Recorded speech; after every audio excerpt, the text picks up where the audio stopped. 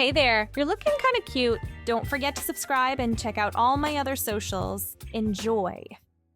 A figure stirred beneath navy blue sheets, reaching for the alarm clock on the nightstand. Strong hands fumbled with the snooze button before finally switching it off. The bathroom mirror reflected tired eyes and stubble that needed attention. Hot water cascaded down, steam filling the small space. After drying off with a gray towel, the wardrobe door creaked open. Inside hung rows of button-downs and slacks, but tucked in the back corner, hidden behind winter coats, sat a small collection that drew nervous fingers forward. "Today," came the whispered promise. "Today I tell her." The black dress felt soft against skin that rarely knew such fabrics. It had been purchased months ago during a solo trip to the city, hidden away like a guilty secret. Now it slipped over shoulders and fell to just above the knees. The zipper caught halfway up. "Need help with that?" The voice from the doorway sent a jolt through every nerve. There stood a woman in a burgundy sweater and dark jeans, her blonde hair pulled back in a loose ponytail. Her green eyes held no judgment, only curiosity mixed with something deeper. "How long have you been standing there?" "Long enough." She stepped forward, gentle fingers finding the stuck zipper. "Why didn't you tell me?" The zipper slid up smoothly. Their eyes met in the full-length mirror mounted on the closet door. One figure in a black dress, auburn hair barely reaching the shoulders. The other in casual clothes, a supportive hand resting on a trembling shoulder. "I was scared you'd leave." "Leave?" A soft laugh escaped burgundy-painted lips. "Honey, I've been waiting for you to trust me with this. I found your shopping bags months ago. The receipts, too." Heat flushed across cheeks. "You knew?" "The makeup tutorials in your browser history were a pretty big clue, too." She turned the black-dressed figure around. "What's your name? Your real name?" I've been thinking about Lila." "Lila."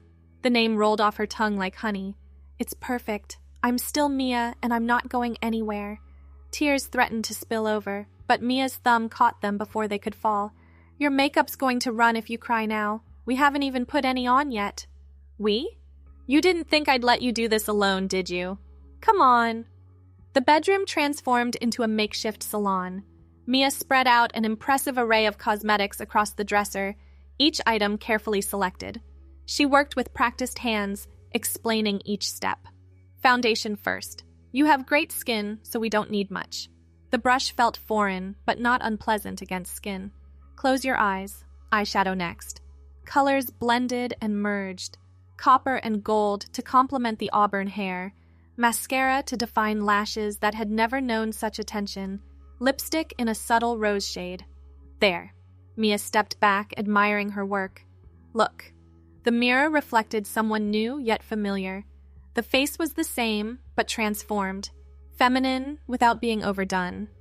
Natural, but undeniably different. "Is that really me?" "That's really you, Lila. How do you feel?" "Like I can breathe for the first time in years." Mia squeezed her hand.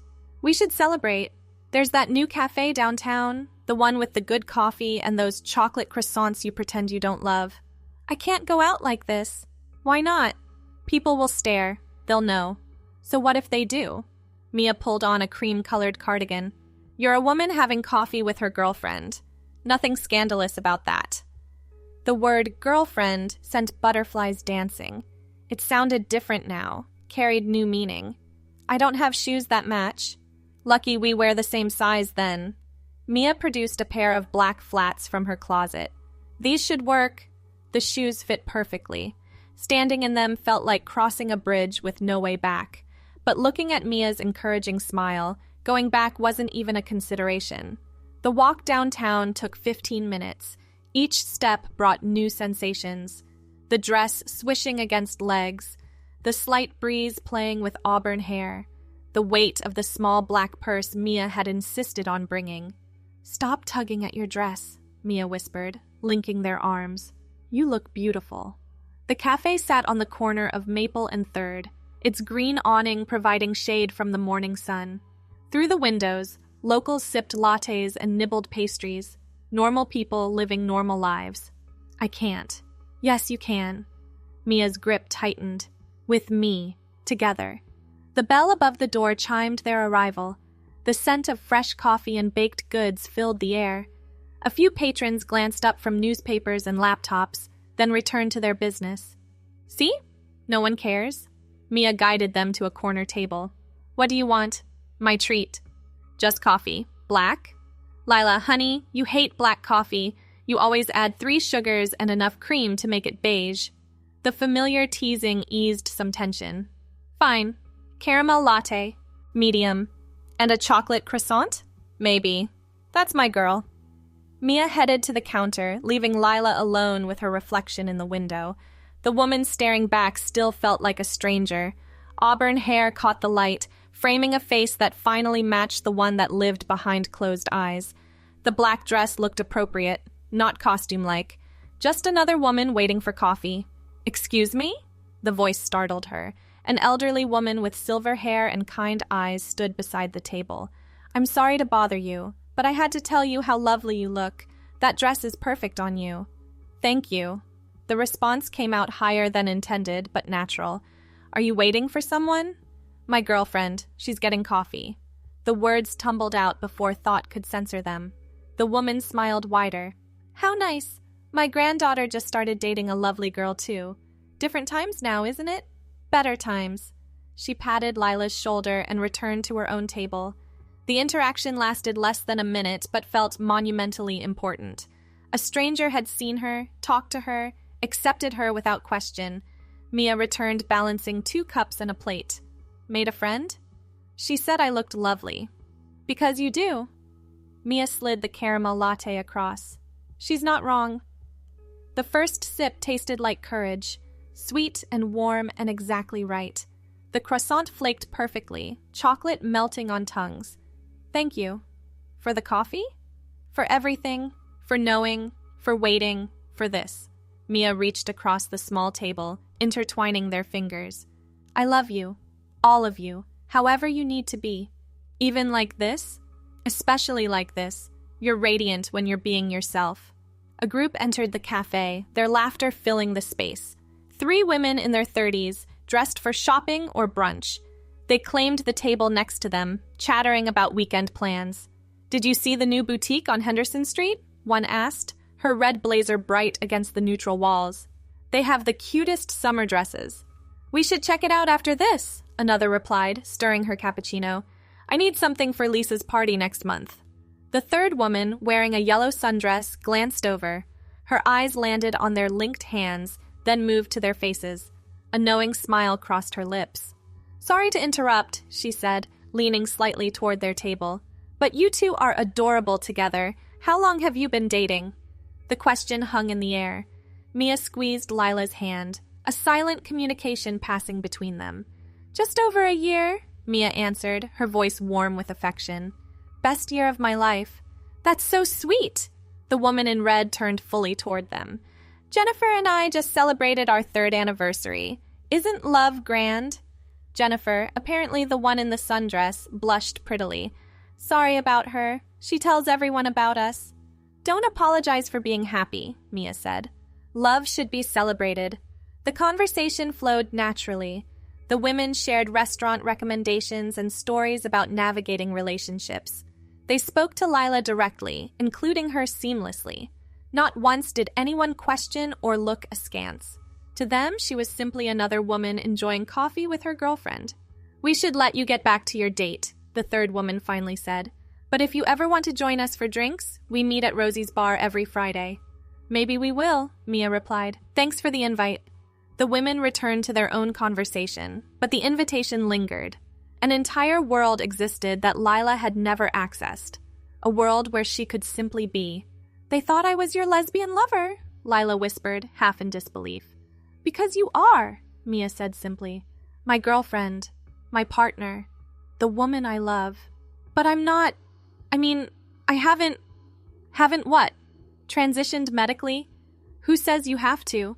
You're a woman, Lila, with or without hormones or surgery or whatever else people think you need. You're valid exactly as you are. Tears threatened again. This time Lila let them fall, not caring about the carefully applied mascara. Hey, none of that. Mia handed over a napkin. Happy tears only in this cafe. They are happy tears. Good, because I have something for you. Mia reached into her burgundy purse, pulling out a small wrapped box. I've been carrying this around for weeks, waiting for the right moment. What is it? Open it. Inside, nestled on white tissue paper, lay a silver necklace. A small pendant in the shape of a butterfly caught the light. It's beautiful. Turn it over. Engraved on the back in tiny script, "Free to fly. Love, M." When did you... I told you, I've known for months. I wanted you to be ready, but I also wanted you to know I was ready too. May I? Lila nodded, lifting her auburn hair. The chain felt cool against skin, the pendant resting perfectly above the neckline of the black dress. Perfect, Mia pronounced. Absolutely perfect. They finished their coffee slowly, in no rush to leave the safety of the cafe. But eventually, cups emptied and croissant crumbs were all that remained. Ready to face the world? With you? Always. Outside, the town continued its lazy morning routine. The hardware store owner swept his stoop. A dog walker juggled 5 leashes. Normal life happening all around them. Where to now? Lila asked. Wherever you want. We have all day. Could we look at that boutique those women mentioned? Shopping? Mia grinned. Now you're speaking my language. The walk to Henderson Street revealed how small their town really was. They passed the library where Mia volunteered on weekends, the park where they'd shared their first kiss over a year ago, back when Lila still wore baggy jeans and oversized hoodies to hide her body, the bookstore where they spent rainy afternoons browsing different sections, but always meeting in the middle. Remember our first date? Mia asked as they passed the Italian restaurant on the corner. You ordered for both of us because I was too nervous to speak to the waiter. You were shaking like a leaf. I thought you were going to bolt. Almost did. But then you started talking about that ridiculous movie theory of yours. It's not ridiculous. The evidence is all there. Sure it is. The familiar banter felt different now, more honest, like a layer of pretense had been stripped away. The boutique announced itself with a hand-painted sign, Bella's Closet, where every woman finds her style. The window display featured mannequins in flowing summer dresses and delicate jewelry. We don't have to go in if you're not ready. I'm ready. The butterfly pendant provided courage, a tangible reminder of acceptance. A bell chimed their entrance. The space smelled of lavender and possibility. Racks of clothes in every color imaginable lined the walls. Soft music played from hidden speakers. Welcome to Bella's. A woman emerged from behind the counter, her purple dress swirling around her knees. I'm Bella. How can I help you ladies today? We're just browsing, Mia said. My girlfriend needs some summer clothes. Wonderful. Everything on the left wall is 20% off today. Let me know if you need sizes or have questions. Bella retreated, leaving them to explore. Lila's fingers traced fabrics, silk, cotton, linen. Each piece held potential. This would look amazing on you. Mia held up a green sundress with small white flowers. It's pretty. Pretty, it's gorgeous, and it would bring out your eyes. I have brown eyes, with gold flecks that catch the light when you laugh. Trust me, I've studied them extensively. Heat crept up Lila's neck. Even after a year together, Mia's directness still caught her off guard. Try it on. Mia thrust the dress forward. And this one, and this. Soon, an armload of possibilities headed toward the fitting room. The space felt private, safe. The black dress slipped off easily, replaced by the green sundress. How's it going in there? I think you need to see this. Mia slipped into the fitting room. Her intake of breath said everything. Lila, oh honey, look at yourself. The mirror reflected transformation. The green fabric complemented the auburn hair perfectly. The cut flattered in ways the black dress hadn't quite managed. This wasn't just wearing women's clothes. This was being. We're buying it. No arguments. It's expensive. I don't care. You look like yourself. That's priceless. They left with 3 bags, the green sundress, a pair of white capris, 2 blouses in lavender and coral, and sandals that showed off burgundy-painted toenails Mia insisted on adding at the last minute. Where now? Lila asked, bags swinging with each step. Home? Unless you want to keep shopping. Actually, could we go to the park? I know it's silly, but not silly at all. Lead the way. The park occupied 3 blocks in the center of town. Ancient oaks provided shade while paved paths wound between flower beds. On weekends, families spread blankets and shared picnics. Today, being Thursday, it hosted mainly joggers and elderly couples feeding ducks. They found their bench, the same one where everything started, painted green with a dedication plaque neither had ever fully read. "Different view from here now," Mia observed. "Everything's different. Better different? The best different." A jogger passed, earbuds blocking out the world. A mother pushed a stroller while talking on her phone. Life continued its rhythm. "Can I ask you something?" Lila shifted to face Mia directly. "Anything. When did you really know about me?" Mia considered the question, fingers playing with the hem of her cream cardigan. "Remember that night about 6 months ago? You'd had a rough day at work, came home looking defeated. I suggested we watch something light, and you picked that romantic comedy about the wedding planner. I remember. There was this scene where the bride tried on her dress for the first time. The look on your face, it wasn't attraction, it was longing. Pure, unbridled envy. That's when I knew for sure. Why didn't you say anything? Because it wasn't my truth to reveal. I could create space for it, make sure you knew I'd love you no matter what, but you had to take the step yourself. And if I never had, then I'd have loved you anyway. But I'm so glad you did. Seeing you today, confident and radiant, this is who you're meant to be." An older couple passed, walking a small terrier. They nodded politely, the universal acknowledgement of strangers sharing public space. "Do you think everyone knows?" Lila asked once they'd gone. "Knows what?" That I wasn't always... I think people see what they expect to see. They see a woman in a black dress sitting with her girlfriend. That's all. The women at the cafe didn't question it. Because there was nothing to question. You're a woman, Lila. Full stop. The simplicity of the statement hit hard. No qualifiers, no asterisks, just truth. "I want to tell my sister." "Okay? When?" "She's coming to visit next month. I thought maybe... if I'm still... Still what? Still yourself? Honey, this isn't a phase or an experiment. This is you." "But what if I change my mind?" Mia took both of Lila's hands, holding them firmly. "Look at me. Really look at me. Do you want to change your mind?" "No." "Then stop looking for escape routes. You're allowed to be happy. You're allowed to be yourself." A duck waddled up, hoping for breadcrumbs they didn't have. It quacked indignantly before moving on to better prospects. "I love you," Lila said suddenly. "I don't say it enough, but I do. So much it scares me sometimes. I love you too. Have since our third date when you spent 20 minutes explaining the entire plot of that science fiction series you adore. You said you wanted to hear about it." "I did. I wanted to hear about everything you loved because you lit up when you talked. Same light I see now, actually. Just brighter." They sat in comfortable silence, watching the park's gentle activity. A butterfly landed on a nearby flower, wings catching the sun. "Look," Mia pointed. "A sign." "You don't believe in signs." "I do now. Butterfly pendant, butterfly in the park. The universe is validating your choices. Or it's summer and butterflies are everywhere. Stop being logical. Let me have my moment." The afternoon sun climbed higher. The bags from Bella's closet grew warm against their legs. "We should head home," Mia suggested. "You need to try on everything properly. Fashion show time." "I couldn't." "Oh, you absolutely could and will. I'll make lunch while you change. Then you'll model everything. I'm thinking grilled cheese and tomato soup? Comfort food? Celebration food. This is a good day, Lila. Let's honor it."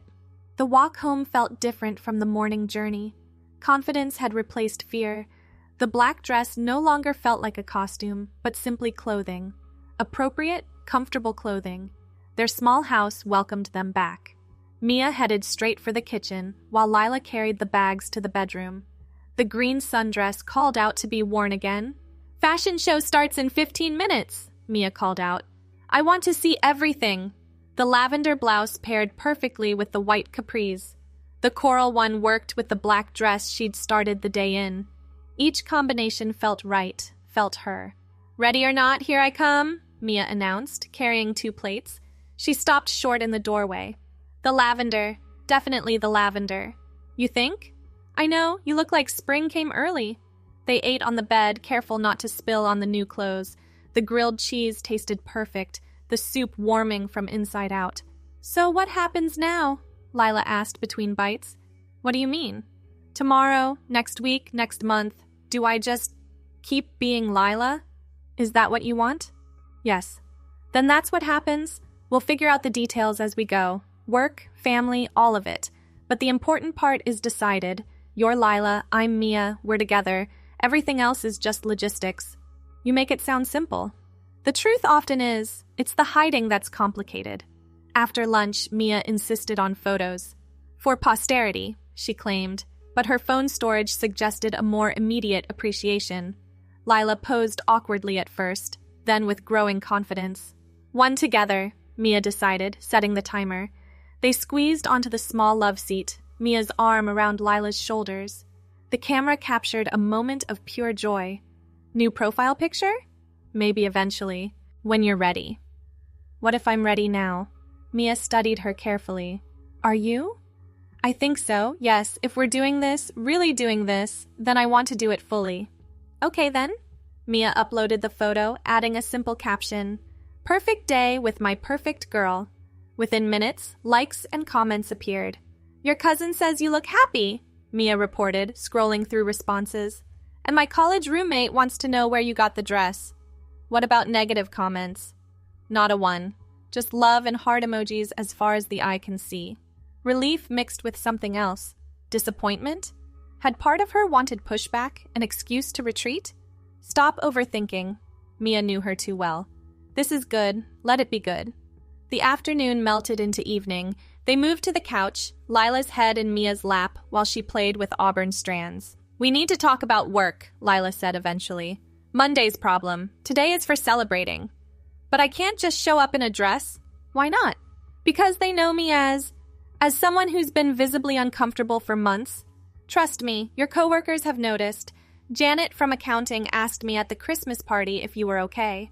"She did?" Said you seemed sad lately, withdrawn." "I didn't realize it showed." "Everything shows when you're hiding. But that's over now. You're not hiding anymore."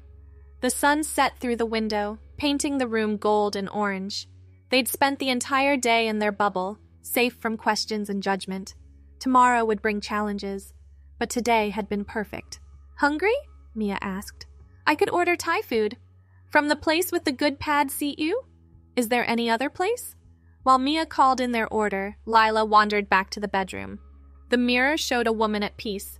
The butterfly pendant caught the dying light. She touched it gently, a talisman of transformation. 45 minutes, Mia announced. "Want to change into something comfortable?" "This is comfortable." "Good answer, though we should probably put your new clothes away properly. Can't have them wrinkling." They worked together, finding space in the closet. The hidden section expanded, no longer shameful but celebrated. The black dress hung next to the green sundress. The blouses claimed hangers between Mia's work shirts. "We need to go shopping again soon," Mia decided. "You need basics, underwear that fits properly for starters." "I couldn't shop for that." "Sure you can. With me. This weekend, we'll drive to the city, make a day of it. No one knows us there. What if someone from here sees us? Then they see two women shopping. Scandalous." The doorbell announced dinner's arrival. Mia handled the transaction while Lila set out plates and silverware. Domestic normalcy with a new dimension. "The delivery guy said, 'Have a nice night, ladies,'" Mia reported. "Didn't even blink." "Because he was just doing his job." "Exactly. Most people are too wrapped up in their own lives to scrutinize others."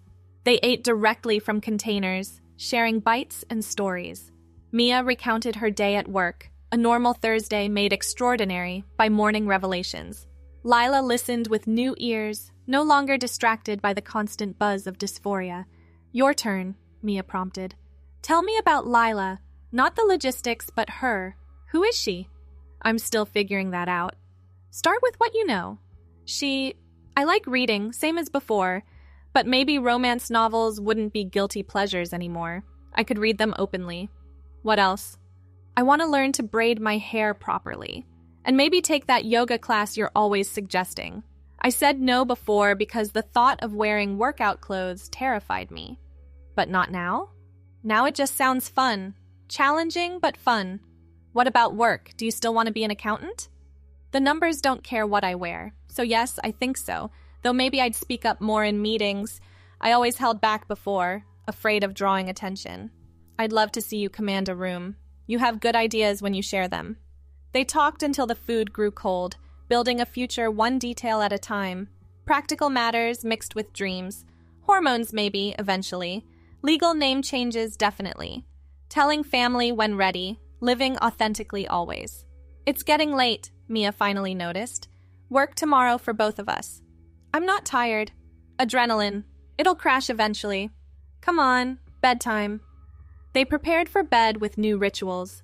Makeup removal took longer but felt like unwrapping rather than hiding. The nightgown Mia offered fit perfectly, soft cotton in pale pink. Where did this come from? I might have done some shopping of my own. Wanted to be prepared when you were ready. How are you so perfect? I'm not, I'm just in love. Makes everything clearer. They slipped under the navy sheets, bodies finding familiar positions with new context. Mia's arms wrapped around Lila from behind, holding her close. Thank you, Lila whispered into darkness. For what? For waiting, for knowing, for the butterfly, for today, for everything. Today was just the beginning. We have a lifetime of days ahead. That doesn't scare you? Why would it? I get to spend them with you. The real you. That's all I've ever wanted. Sleep came slowly, the day's events replaying in vivid detail, the elderly woman's compliment, the invitation for drinks, Bella's encouraging smile, each interaction proof that the world had space for Lila. Morning arrived with familiar anxiety. The alarm clock demanded attention. Work loomed. But looking at the black dress hanging openly in the closet, courage won over fear. Morning, beautiful. Mia stretched like a cat. How'd you sleep? Better than I have in years. Good. Shower's yours first. I'll start coffee. The bathroom mirror showed yesterday wasn't a dream. The auburn hair needed styling. The face required attention. But underneath lived recognition. This was right. What are you wearing today? Mia asked through the door. I don't know, the black dress again? The coral blouse and white capris. Trust me. Trust came easily. The outfit worked perfectly. Professional but feminine. Mia helped with makeup again, lighter for daytime but still transformative. You're going to do great, she promised, adding a final touch of lip gloss. And if anyone gives you trouble, call me. I'll come down there and handle it. My knight in shining armor? More like your girlfriend in a burgundy sweater, but the sentiment stands. They drove separately, different schedules demanding different arrivals. But Mia waited until Lila's car started before pulling away. Small protections that meant everything.